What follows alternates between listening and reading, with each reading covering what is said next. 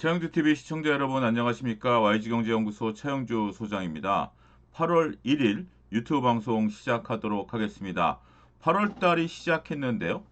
다행스럽게도 7월 31일 여러분들 화면에서 보시는 바와 같이 지수가 급등을 했습니다. 코스피 지수가 무려 17%나 급등을 하면서 우리가 5천선에 있었던 지수가 6,500선까지 급등하는 모습을 좀 보였습니다. 거의 뭐 V자 반등에 가까운 이런 모습들을 좀 보였죠. 자, 이제 시장이 안정을 찾을 것인가요? 아니면 시장이 다시 한번 다음 주 이번 새로 시작하는 주간에 변동성을 보일 가능성이 있을까요? 뭐 이것에 대한 점검들을 한번 차분히 주말에 해보도록 하겠습니다. 일단 시장의 첫 번째 관건은 차트상으로 기술적 분석상으로 놓고 보면 120일 이동평균선이 지나가는 7천선, 그러니까 6,800선이지만 대략 7천선에 대한 돌파 여부입니다. 우리가 주식을 할 때 여러분들이 그런 것들을 좀 아셔야 됩니다. 절대 수치. 그러니까 이제 5,500, 5,000, 6,000, 6,500 이런 것죠. 삼성전자도 50만 원, 뭐 40만 원 이렇게 우리가 목표가를 제시해 드리지 않겠습니까? 42만 원 갑니다. 43만 원 갑니다. 이렇게 목표가를 제시하는 경우는 차트에 기반해서 얘기를 합니다만 우리가 그냥 러프하게 얘기할 때는 그럼 그냥 어떤 절대 수치라는 것을 얘기하죠. 그런데 절대 수치의 이동평균선까지 지나가면 그것이 갖는 의미는 상당히 강화되는 의미로 볼 수 있는 거죠. 그러니까 일단 이동평균선 120일 이동평균선이 갖고 있는 의미 여기에 7천선이라는 절대치가 갖는 의미를 더하게 되면 의미는 더하는 거죠. 그래서 일단 다음 주에 우리가 시장을 좀 긍정적으로 보기 위해서는 7천에 대한 안착 여부입니다. 여기서 또 한 가지 여러분들이 이해하셔야 될 용어는 안착이라는 건데요. 7천을 돌파하는 거와 안착의 차이점입니다.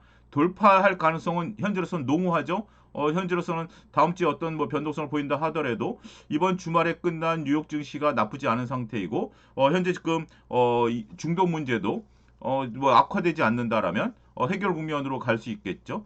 그리고 또 이번에 하이닉스의 상한가, 삼성 전기의 상한가 기세를 몰아서 다음 주까지도 우리가 어떻게 보면 이제 갭 상승에 가까운 상승 흐름이 이어질 가능성도 있습니다. 근데 문제는 7천을 돌파한 다음에 7천이 깨지지 않는 겁니다. 우리가 지금 6천을 깼을 때 6천을 빠르게 돌파하지 그 반납하 저기 뭐죠? 되돌리지 않았습니까? 이것도 굉장히 중요합니다. 6천이 깨지면서 우리가 이제 5천까지 이제 보였던 상황인데 빠르게 회복한 거죠. 7천을 깬 다음에 빠르게 7천을 깨고 내려오면 이거는 시장이 조금 뽀글뽀글해집니다.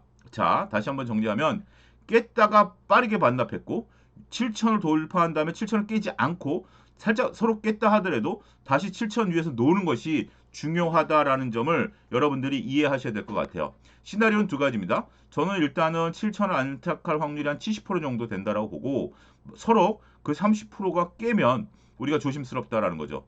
제가 지난 월요일 날 유튜브 영상에서 화요일 수요일 날 외국인들이 팔면 문제가 복잡해집니다라고 말씀드렸는데 여지없이 그런 모습들이 나오지 않았습니까? 30%의 소수 의견이야 하더라도 그런 것들이 일어날 확률도 우리는 염두에 둬야 된다라는 거죠. 무조건 간다 안 간다가 아니라 이럴 때는 어떻게 대응하고 저럴 때는 어떻게 대응해야 된다라는 거죠. 자, 그러면 우리가 이제 다음번에 전반적인 시나리오는 그렇게 그려야 되고 그러면 이 부분을 한번 좀 살펴보죠. 시장에서 그동안 악재였었던 부분들을 좀 살펴보면 우리가 이제 단일 종목 레버리지 ETF 뭐 여기에 대해서 또 아니다 오늘 뭐 SNS에서 올라가니까 뭐 여러 얘기들이 있는데 모르겠습니다. 어떤 것들 때문에 시장이 그동안 조정을 받았고 어떤 것들 때문에 올라가는지 여부에 대해서는 뭐 우리가 보는 시각이 다 다르긴 하겠습니다만 단일 종목 레버리지 ETF의 금요일 날 거래량이 급감했다라는 것에 대해서는 그동안 단일 종목 레버리지 ETF에 따라서 시장 변동성이 있다라는 것에 대해서 전부이던 일부이던 있었다라는 것이 드러났다라고 봐야 되겠죠. 어찌됐든 단위 종목 레버리지 ETF의 거래량이 대략 5분의 1 수준으로 급감을 했다라는 것은 긍정적인 요소로 보일 수 있을 것 같습니다. 물론 우리가 이제 돈이 있으신 분들 입장에서 보면 미처 3천만 원을 준비 못했었던 상황이 금요일 날 삼성전자나 하이닉스 레버리지 ETF 사신 분들은 수익률이 60%, 50%, 60% 달했죠. 그렇기 때문에 재차 돈을 마련해서 들어오신 분들이 다음 주에 있긴 있을 겁니다. 그렇다 하더라도 전체적인 거래량이 절반 이하로 줄어든다라면 단일 종목 레버리지 ETF에 정부의 어떤 의지가 담긴 정책이 먹혀 들어간다라는 것에 대해서는 우리가 어느 정도 점수를 좀 줘야 될 것 같아요. 이 빈자리를 누가 메꿨죠? 외국인들이 메꿨습니다. 외국인들이 메꿨었던 상황이기 때문에 그동안 외국인들이 줄기차게 지난주 목 그다음에 지지난주 목, 그다음에 월, 화, 수, 목 일주일 가까이 팔았던 물량들을 어제 8조 가까이 사면서 외국인들이 긍정적으로 본 거죠. 일단 뭐 이 부분에 대해서는 다음 주에 외국인들이 어떻게 들어올지는 모르긴 하겠습니다만 일단락됐다라고 봐야 되겠죠. 갑자기 8조 가까이 주식을 샀다라는 것은 단순하게 주식을 샀다라고 보기보다는 구조적으로 추세적으로 주식을 샀을 가능성이 있죠. 그 다음에 지난주에 이제 우리가 가장 걱정됐었던 것들이 이제 신용과 관련된 얘기죠. 신용과 관련된 리스크, 반대 매매와 관련된 것들이 지난주에 좀 나왔죠. 안타깝게도 금요일 날 아침에도 반대 매매가 나갔는데 그래서 이제 신용 변동성이 생겼을 때 신용이 얼마큼 무섭다라는 것이 드러난 그러한 형국이 아니겠나 싶습니다. 항상 신용의 반대매 끝물에 급등이 나타나요. 물론 이제 어제 같은 급등은 좀 굉장히 이례적이지만 그래도 어느 정도 급등이 나타나기 위해서는 반대매가 나간 날이 바닥이었다라는 것이 항상 드러나는 상황이었다라는 것도 안타까운 현실이 아니겠나라고 말씀드릴 수 있겠습니다. 이런 내용들을 놓고 보면 단일 종목 레버리지 ETF가 그동안 변동성의 요소였다. 반대 매매에 대한 리스크도 하나의 요소였다. 외국인의 매도도 하나의 요소였다라면 그것을 일거에 만회한 게 지난주 금요일 날 모습이었다라고 말씀드릴 수 있겠죠. 이러한 세 가지 모습들이 다음 주에도 지속될 것인가? 라는 부분들을 보긴 해야 되겠습니다만 아무래도 좀 세력이 많이 약화된 것으로 보이죠. 지금 구간에 있어서는 반대매를 걱정할 단계도 아니고 단기적으로. 그 다음에 또 이런 부분들도 있어요. 지수가 밀리니까 제 이제 그 유튜브 댓글에도 신용으로 들어갔다. 근데 지금 신용으로 들어가신 분들은 반대매 걱정하실 필요는 없죠.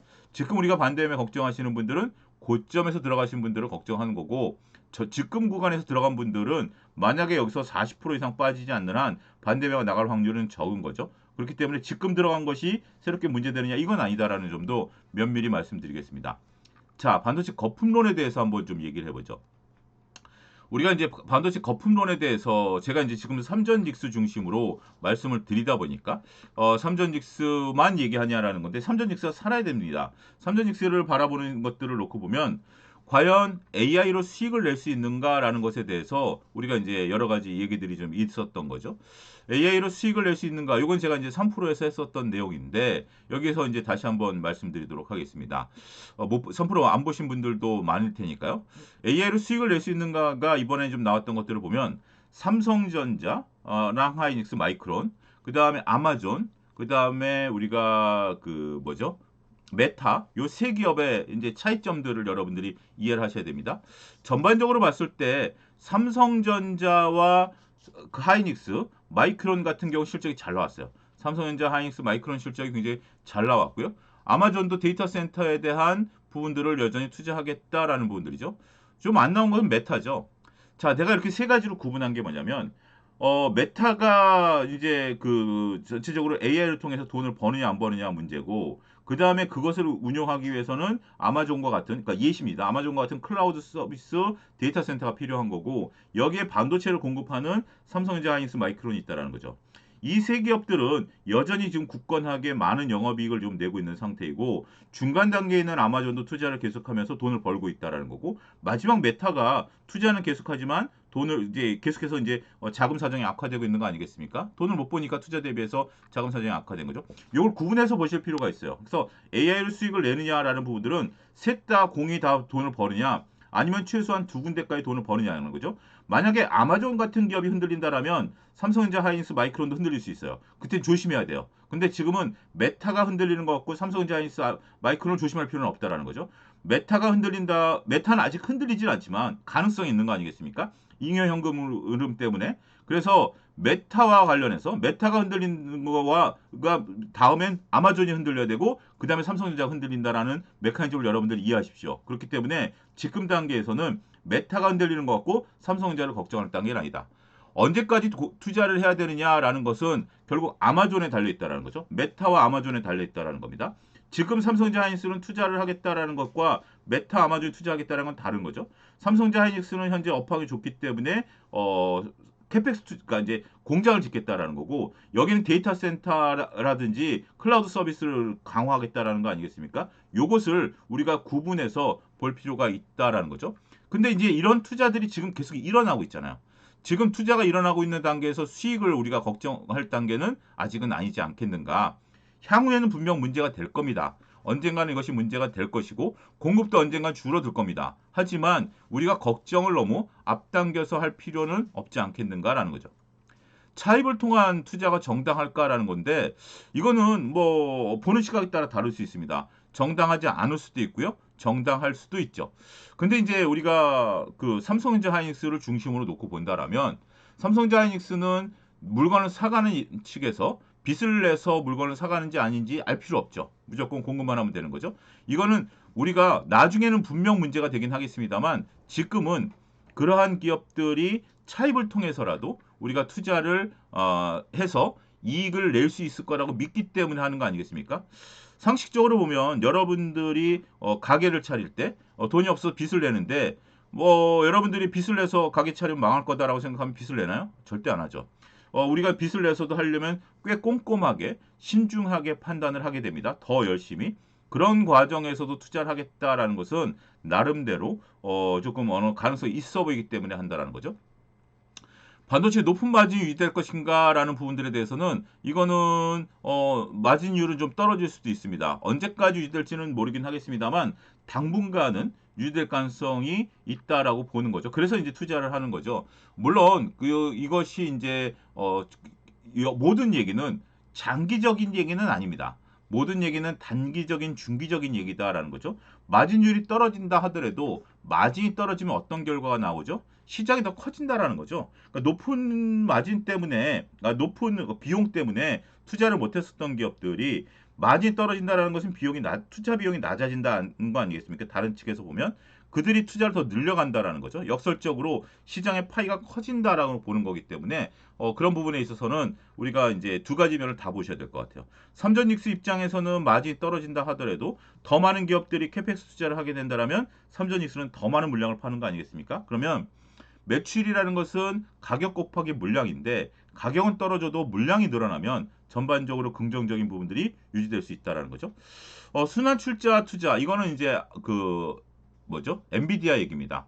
엔비디아가 지금 이제 우리가 몇몇 기업들에 대해서 오픈 AI라든지 아니면 데이터 센터 임대라든지 이런 사업을 통해서 투자를 이제 이제 그러니까 투자를 하고 그 기업들이 다시 엔비디아의 칩을 사간다라는 건데 지금 부분에 있어서는 이것은 어떻게 보면 하나의 이제 관심거리인 건 맞아요. 근데 이것을 우리가 미리 결론을 예단할 필요는 없다라고 보여집니다. 엔비디아 입장에서도 생각이 있어서 한 것이고 이 수익 모델이 과연 언제까지 갈 것인지를 지금은 시장은 예의주시하고 있습니다. 우리가 이제 LG전자가 가전 서비스, 구독 서비스를 했을 때 그것도 시장이 봤어요. 근데 지금 결국 LG전자가 이번에 호실적 나타난 게 구독 서비스 아니겠습니까? 그러다 보니까 애플도 구독 서비스를 하는 거죠. 그래서 엔비디아의 순환 출자 이 부분에 대해서 새로운 모델이기 때문에 이 부분을 시장은 좀 보고 있다. 반도체 기업의 설비 투자, 이거는 앞서 언급드렸던 삼성전자 하이닉스의 설비 투자죠. 근데 설비 투자를 한다라는 것은 제가 그동안에 말씀드렸습니다만 조 단위로 투자금이 들어가는데 삼성전자 하이닉스 입장에서 보면 저게 이제 2, 3년 동안 투자를 하고 수익률을 거둔다라는 거죠. 지금 투자를 시작하면 빨라 2030년에 나오는 거 아니겠습니까? 근데 2030년까지 호황이 지속되지 않을 거다라고 보면 설비 투자를 할까요? 아니죠. 그러니까 그렇지 않다라는 결론을 내렸겠죠. 현 구간에 있어서는 삼성전자 하이닉스는 2030년까지 조 단위로 투자를 한다 하더라도 그 이후에 그 이상의 돈을 꾸준히 벌 것이다라는 거죠. 물론 저런 것들도 거듭 반복되지만 언젠가는 뭐 창신 메모리의 투자라든지 마이크론의 투자 때문에 중복 투자가 발생할 수도 있어요. 그건 2030년 넘어가서 고민해 보자고요. 아직까지 고민할 필요는 없다라는 거죠. 이번에 삼성전자 하이닉스에서 보여주듯이 LTA 장기 공급 계약에 대한 부분들이 있었죠. 장기 공급 계약에 대한 그 얘기들이 있었습니다만 그것은 결국은 지난번에 말씀드렸던 것처럼 공급자와 수요자의 니즈가 맞아떨어졌다라는 거죠. 특히 이번에 장기 공급과 관련해서 선수금을 받는다라는 거 아니겠습니까?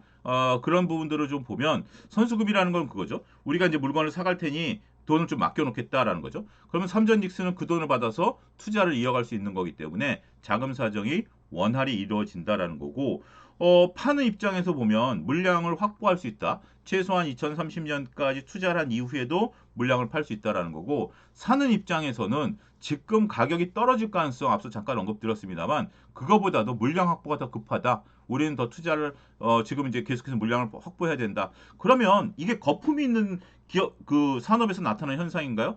절대 거품 없는 산업에서 나타나는 현상입니다. 거품이 있다라면 사가는 측의 입장에서는 기다리겠죠. 굳이 장기 공급 계약을 맺을 필요가 없죠.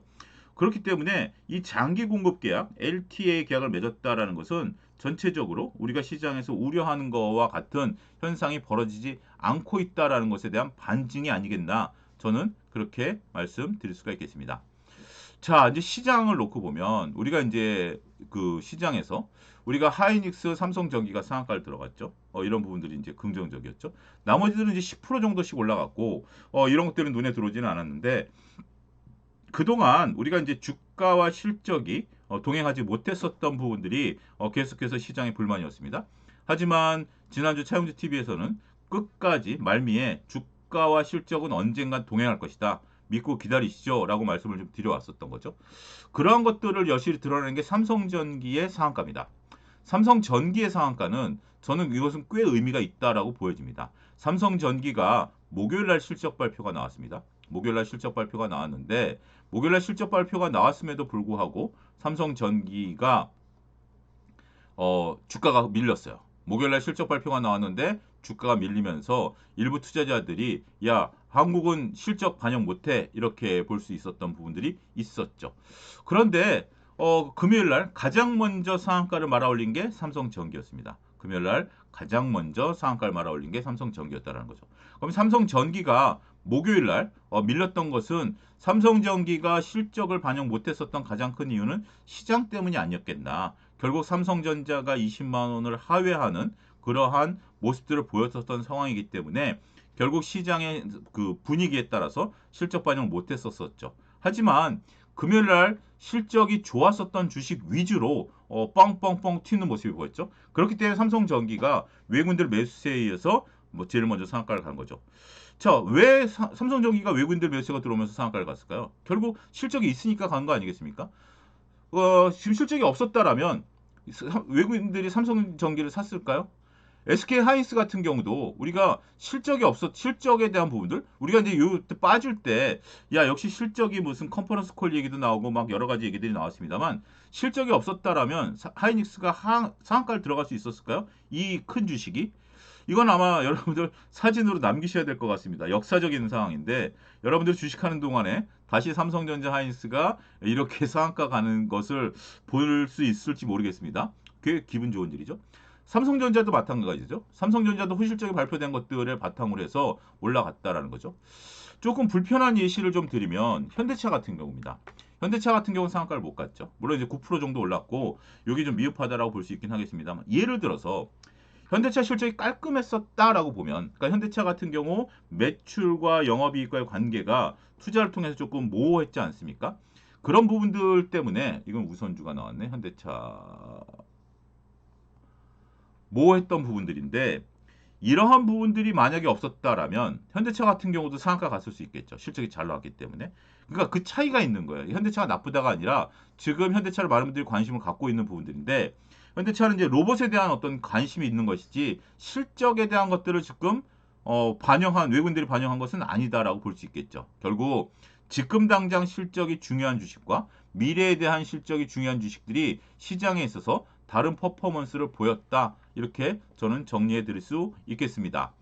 자, 이제 시장과 관련해서 몇 가지 악재들을 좀 살펴봤고요. 그러한 악재들이 해소되는 국면도 살펴봤습니다. 여기에 그 다음에 이제 우리가 이제 반도체 논란과 관련된 부분들에 대한 것들도 설명을 해드렸고요. 자, 또 한 가지 이제 여러분들이 좀 보시면 이게 이제 투자자별 매매 동향입니다. 제가 이제 매불쇼에서 사모펀드 얘기를 했습니다. 여기 사모펀드가 있죠. 사모펀드가 있는데 사모펀드가 6천억 매수가 어제 들어왔습니다. 6천억 매수가 어제 들어왔습니다. 이것도 단기간에 좀 큰 숫자입니다. 단기간에 큰 숫자가 들어왔는데 사모펀드가 외국인들은 이제 8조 5천억을 샀고요. 8조 5천억 이게 억 원입니다. 억 원이 8조 5천억을 샀고 기관에서 금융 투자는 선물과 연계된 부분이니까 크게 개의치는 않는 거죠. 사모펀드가 6천억을 샀다. 연기금이 1,600원을 샀다. 1,600억을 샀다. 이런 건데 저는 사모펀드 6천억이 눈에 들어왔습니다. 제가 이제 매부쇼에 나와가지고 시장의 변동성의 시작을 사모펀드와 헤지펀드의 그 부분에서 나타난 거다라고 말씀드렸었는데, 근데 이제 사모펀드가 다시 사기 시작했어요. 사모펀드는 펀드의 특성상 절대 수익을 추구합니다. 그러니까 보통 이제 펀드들은 상대 평가를 하는 거예요. 우리가 이제 MSCI 선진국 지수에 들어가려고 하는 이유 중에 하나가 글로벌 펀드들은 MSCI 지수 대비 이 돈을 벌었느냐, MSCI 지수 빠지는 것 대비 덜 빠졌느냐, 이걸 보는 거거든요. 그래서 지수가 만약에 20% 폭락했는데 내 펀드는 15%밖에 폭락을 안 했다. 그러면 잘한 거예요. 그렇게 평가하는 건데 사모펀드는 그게 아닙니다. MSCI 지수가 10%가 빠져도 사모펀드는 무조건 플러스를 내야 돼요. 그런 어떤 특성을 갖고 있는 거죠. 물론 못 낼 수도 있지만 내야 되는 게 이제 목표가 다릅니다. 일반 펀드는 MSCI 지수라든지 코스피 지수 대비해서 조금만 나오면 되는 거지만 사모펀드는 그게 아니라는 거죠. 그런 애들이 샀다라는 거예요. 그러면 현 구간에서 지수를 바닥으로 보고 삼성전자 하이닉스를 바닥으로 봤다라는 것으로 해석해도 무리가 안 되지 않을까요? 이렇게 볼 수 있는 거죠. 그러니까 지금 이제 사모펀드들 입장에서 보면 6월달, 7월달에 팔았습니다. 팔아놓은 상태에서 다시 그들이 샀다라는 것은 이제는 베팅을 한번 해볼만 하다라고 느꼈을 가능성이 크다라는 거죠. 베팅을 한번 해볼만 하다라고 느꼈었던 애들이 들어온다? 이거는 시장의 바닥권이지 않았을까 싶습니다. 그리고 이제 또 한 가지 이제 SK 하이닉스와 관련해서 말씀을 좀 드리면 최태원 회장께서 우리가 그 48억 자사주를 매수를 했죠. 그런 상태에서 우리가 이제 급등을 하다 보니까 언론에서 뭐 10억을 벌었네 뭐 이렇게 얘기를 하는 건데 48억을 산 거는 50억을 넘기려면 우리가 이제 사전 예고제가 있습니다. 대주주가 주식을 사거나 팔 때는 50억이 넘어가면 사전 예고를 해야 되는데 그거 기한을 안 지키려면 50억 이하로 해야 돼요. 그래서 48억을 샀다라는 겁니다. 아마 급하게 결정이 난 것 같아요. 미리 이제 하이닉스가 이제 어느 정도 선에서 움직임이 있었다라면 차분하게 결정을 하고 공시를 해서 더 많은 금액을 샀었을 수도 있겠는데 주가가 목요일 금요일 급락을 하다 보니까 이건 제 내피셜입니다. 여기서부터는 목요일 금요일 급락을 하다 보니까 아마 경영진들이 급하게 결정을 한 것 같고 더군다나 이제 아무래도 최태원 회장이 지금 이제 주식 시장에 관심도 많고 여러 얘기들을 한 상태이기 때문에 대주주가 주식을 샀다라는 것에 대한 심리적인 안정감을 주는 것이 필요하지 않겠는가라는 것에 대해서 아마 최태원 회장께서 48억 급하게 결정을 했지 않았는가 저는 그렇게 말씀드릴 수가 있겠습니다. 어찌됐든 최태원 회장께서는 SK하이닉스가 올라야 면이 쓰는 거죠. 뭐 이혼 소송과 관련해서도 그렇고 여러 가지 면에서 그동안 얘기를 했는데 이제 밀렸다라는 점에 있어서는 나름대로 노력을 하지 않았는가라고 평가를 드리고 싶습니다. 자, 다음 주에 지수는 어떻게 될까요? 다음 주에 지수는 어떻게 될까요? 다음 주에 지수 같은 경우는 저는 뭐 전체적으로 처음에 서두에 말씀드렸다시피 일단은 우리가 너무 빠르게 간다라기보다는 7천선에 대한 안착 여부가 가장 관건이 되지 않을까 싶습니다. 자, 우리가 7만 8초면 휴가들 가시는 분들 많을 겁니다. 지금 이제 휴가가 시작되신 분들도 있을 거고요. 펀드 매니저들도 이제 휴가를 이제 삼성전자 하이닉스 실적 끝났고 7월 끝났으니까 아마 연휴에 비행기 타시는 분들도 많을 겁니다. 그런 부분들도 감안하셔야 될 것 같아요. 전반적인 거래량이라든지 내용들이 좀 감소할 수 있긴 하겠습니다만 워낙 역동적이다 보니까 휴가를 가을로 미루고 다음에 가겠다라는 분들도 현실적으로 있을 거예요. 그렇기 때문에 그러한 부분들을 감안하게 된다라면 다음 주에는 7천선에서만 안착을 해줘도 저는 충분히 역할을 다했다. 8천, 9천 빠르게 가기를 원하시는 마음은 알겠습니다. 하지만 지금 상태에서 거듭 우리가 급하게 가면 지금도 이렇게 급하게 오다 보니까 휴지증이 컸었던 거 아니겠습니까?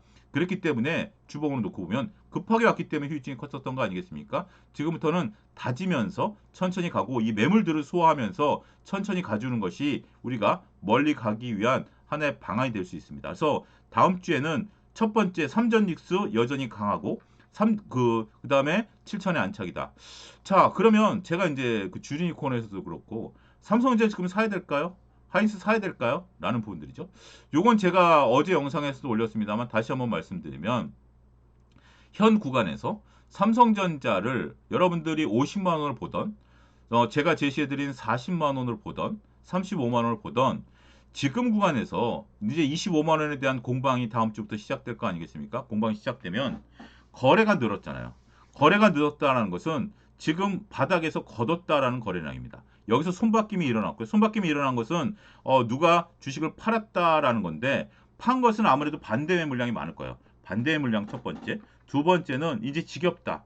라는 물량 이런 것들이고 그것을 신규로 매수하신 분들이 있죠. 신규로 매수하신 분들이 어느 정도 올라오면 또 엑시트할 물량도 있긴 하겠습니다만 물량을 거둔 거예요. 이게 다시 말씀드리지만 삼성전자 차트라고 보지 말고 이 차트를 놓고 보면 전형적인 돌리는 차트입니다. 거래량이 분출하면서 바닥에서 V자가 나왔다라는 것은 전형적인 교과서적으로 돌리는 차트입니다.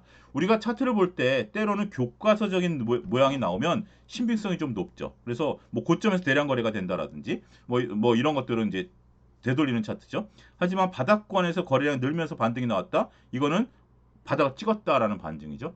그러면 이제 20만 원 부근에서 살 기회는 없다라고 저는 보여집니다. 물론 20만 원까지 갈 수도 있죠. 다시 한번 20만 원을 깨고 내려갈 수도 있고 최악의 국면은 15만 원까지도 갈 수도 있어요. 근데 그런 거 저런 거 머릿속에 복잡하게 생각하지 마시고 그건 뭐 가능성이지만 그 가능성은 많지 않을 수도 있겠죠. 어찌 됐든 20만 원 부근에서 살 가능성이 없다라면 현 구간에서라도 적극적인 매수. 제가 이 구간 내내 적극적인 분할 매수 말씀드렸죠. 그렇지만 뭐 제가 금요일 날 공교롭게도 세 분을 만났습니다. 이번 지난주에 만났던 초에 만났던 분을 다시 한번 금요일 날 만났는데 저한테 삼성전자를 물어보셨어요. 세 분이.